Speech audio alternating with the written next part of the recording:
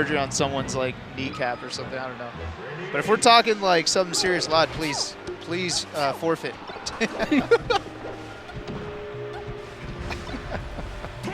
Everyone's like, no, top 8's more important.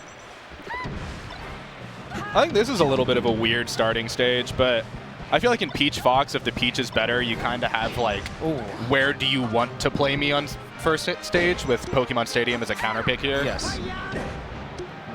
No shot. Yo, oh, that would have been so sick. A little late on the turnip throw, but the idea was crazy. So yeah, so I imagine at this point that we're slightly deeper into the bracket, so we're dealing with a higher skill level. Unless this is lloD's first round, but it doesn't look like it. Yeah, I mean, Kev has been at least having some good ideas for spacing. They've messed up dash back a couple times, but the idea to even use it outside of the aerial spacing, that's pretty advanced. Yes. Or maybe it's not advanced, and that's just what round one first matchup players do I mean, nowadays. no, Kev's definitely doing some stuff. It's just that lloD has all kinds of things covered. The shield play from lloD is crazy. The speed is also nuts. For people who don't know, lloD does have a guide on improving that. I believe lloD still stands by it. It's a very lengthy and quality guide. You don't have to main Peach for it. So if you're looking to improve, that's some good reading material. And a 4-stock from lloD. That turned around real quick. Yeah. Kev laughing a little bit, but I don't think you could feel bad about it. Because I mean, you could see the skill when you're playing someone like lloD.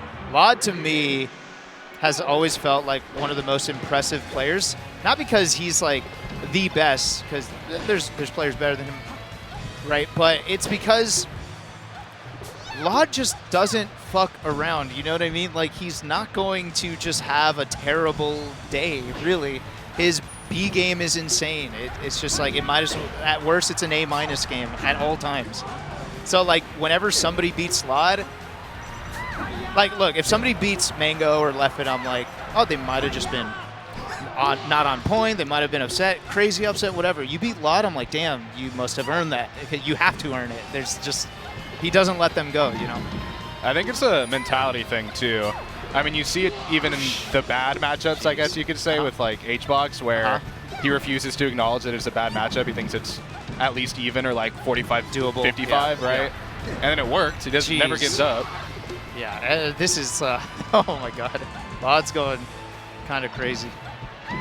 I love that. You see how he didn't go for the obvious down smash in the front of his shield? He knew that he had the opportunity to cross up, do some more shield damage, and then do a down smash on the backside where the shield is weaker. lloD showing us all kinds of crazy stuff this early on in the bracket. Also, the hometown, right? So no flights to worry about for lloD. He gets to just kind of perform in his area. Yeah, there's I think a lot of MDVA ins out here. Malachi just got top 50 from Virginia. Okay. You got lloD. You got Zane, of course. Chillin's coming. Yeah, you got Chillin. Chillin's coming. I can't wait to see Chillin. Chillin should be showing up at the venue today. Can't wait to see him.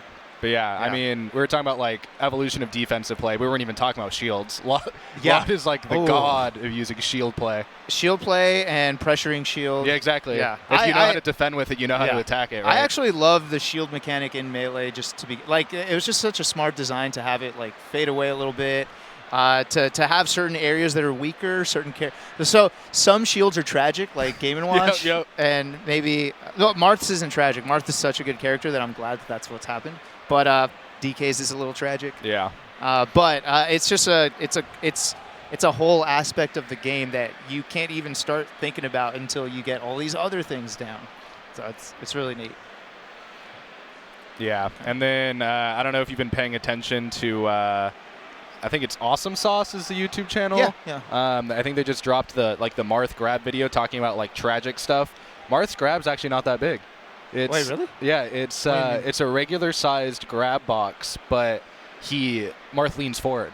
Oh. So the actual grab box moves. Is the same, but it just moves with him. Yeah, and the ones that it's like a grapple. Yeah, it's like a baby grapple. Yeah. And I think the most interesting thing is the ones that always look crazy, like it's always the Yoshi comparison, Yeah. where like Yoshi's Z-axis misses, and then he just grabs and grabs it's the nose.